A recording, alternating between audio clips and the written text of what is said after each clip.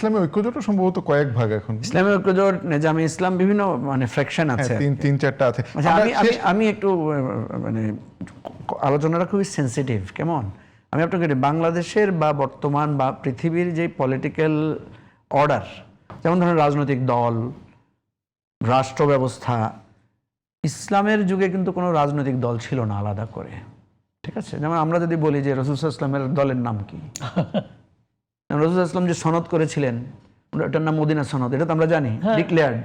রাসূল সাল্লাল্লাহু আলাইহি ওয়াসাল্লাম যে সমস্ত চুক্তি করেছিলেন, যে সমস্ত যুদ্ধ করেছিলেন, যুদ্ধের নাম তো আমরা জানি, কিন্তু আমরা তাহলে ওনার দলের নাম জানি না কেন? তার মানে উনি আলাদা করে দল প্রতিষ্ঠা করেন নাই, বা উনার যে পদ্ধতিটাই সেটা, তার মানে তখন দল পদ্ধতিটা চালু হয় নাই।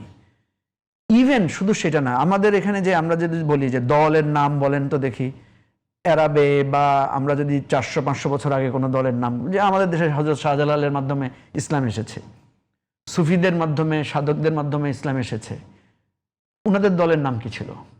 আপনি পাবেন না, কিন্তু কোনো দল আকারে ছিল না।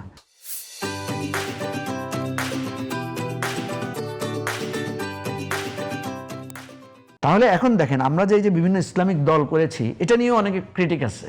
অনেকে বলছে যে এই ইসলামের নামে দল করাটাই বৈধ কিনা, এই প্রশ্নটাও আছে। 2 নম্বর হচ্ছে, দেখেন এই যে রাষ্ট্র ব্যবস্থা আমাদের, এগুলো কিন্তু অনেক সমালোচনা করে বলেছেন। এখন সমস্যা হয় কি, আমরা তো অথরিটি না, আমরা আলোচনা করতে পারি। আলোচনা করতে গেলেই অনেকে আবার মনে করে যে আমরা বোধহয় এখানে সমালোচনা করছি। আপনি দেখেন যে আমাদের রাসূল সাল্লাল্লাহু আলাইহি ওয়াসাল্লাম যে রাষ্ট্র ব্যবস্থা প্রতিষ্ঠা করেছিলেন, সে রাষ্ট্রটার নাম কি ছিল? আলাদা কোনো নাম কি আছে? আমরা সাধারণত জানি উনি মদিনা রাষ্ট্র প্রতিষ্ঠা করেছিলেন, এটাই তো, মদিনা সনদ প্রতিষ্ঠা করেছিলেন।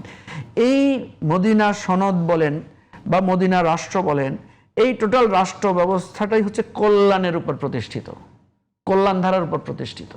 এবং এই মডেল রাষ্ট্রটাকে আপনি দেখবেন যে যখন বিধর্মীরা, মানে ইসলামিক দৃষ্টিকোণ থেকে বিধর্মী বলছে, মানে আদার্স রিলিজিয়নের যারা আছে, তারা যখন দেখলেন যে আরে এদের রাষ্ট্র ব্যবস্থা তো ভালো, ন্যায় বিচার আছে, বিচার ব্যবস্থা স্বচ্ছতা আছে, জবাবদিহিতা আছে, তারা তখন বিভিন্ন রাষ্ট্র এসে বলছে আমরা এই মডেলের রাষ্ট্রের অধীনে থাকতে চাই। ওরা কিন্তু ধর্মরাষ্ট্র না, ঠিক আছে? আপনি যখন দেখবেন হযরত ওমর সারা পৃথিবীতে যে অর্ধ পৃথিবী শাসন করেছেন, অর্ধ পৃথিবীর মানুষ কি মুসলমান ছিল না, কিন্তু একটা ওয়েলফেয়ার স্টেট তারা চেয়েছে। যেমন আজকের যুগে আপনাকে যদি বলি যে আপনাকে যদি ধরেন অপশন দিই যে আপনি, বাংলাদেশ তো আপনার নিজের দেশ আছে, আপনি আরেকটা ভালো রাষ্ট্রে যাবেন, তো সেটা কি সৌদি আরবে যাবেন না কানাডার, কোন দেশের আপনি নাগরিকত্ব নিতে চান? আপনি নিশ্চয়ই না কানাডার নাগরিকত্ব নিতে চাইবেন, ইন টার্মস অফ কেন? ওয়েলফেয়ার, ন্যায় বিচার, সোশ্যাল সিকিউরিটি, এটার জন্য। অর্থাৎ রাষ্ট্র অলওয়েজ একটা, রাষ্ট্র হচ্ছে এমন একটা প্রতিষ্ঠান যে আপনার নিরাপত্তা কে বেশি দিতে পারে। তো সুতরাং আমাদের এই জায়গাটায়, আমি এত প্রাজ্ঞ লোক না, তারপর আমি বলছি রাসূল সাল্লাল্লাহু আলাইহি ওয়াসাল্লামের রাষ্ট্রটা ছিল ন্যায় বিচারের উপরে, ওয়েলফেয়ারের উপরে প্রতিষ্ঠিত, যার কারণে এটাকে অন্যান্যরা অ্যাকসেপ্ট করে নিয়েছে। কিন্তু আমাদের এখানে যে ইসলামিক রাষ্ট্র বলে যেটাকে বলা হচ্ছে, এইটাকে তো আমরা ন্যায় বিচারের উপর প্রতিষ্ঠিত রাষ্ট্র আকারে বলার আগেই এটাকে একটা ধর্মীয় রাষ্ট্র আকারে আমরা উপস্থাপন করেছি।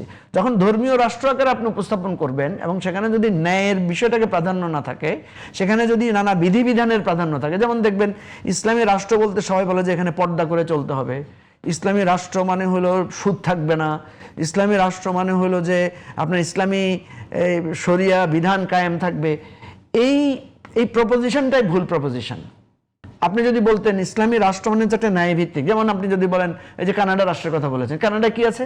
ওয়েলফেয়ার আছে, সোশ্যাল সিকিউরিটি আছে, ভালো বেতনের ব্যবস্থা আছে, আপনার মানে বেকার ভাতার ব্যবস্থা আছে। এইটাই অ্যাকচুয়ালি ইসলামিক রাষ্ট্র। যদি আমি বুঝাতে চাই যে রাসূল সাল্লাল্লাহু আলাইহি ওয়াসাল্লামের রাষ্ট্রটা কি ছিল, ওই যে বলেছে না যে মানুষ ঘরের মধ্যে পর্যন্ত কে অভাবে আছে সেটাও মনিটরিং করা হতো, এবং অভাবীদের অভাব দূর করার জন্য। এবং এমন একটা সময় আসছে যে নারীরা মানে তাদের স্বর্ণালঙ্কার নিয়ে গেছে, কেউ তাদেরকে চ্যালেঞ্জ করার মতো পরিস্থিতি তৈরি হয় নাই। এই ধরনের একটা সিকিউরড রাষ্ট্র ধারণাটা দিতে ওনারা ব্যর্থ হয়েছেন।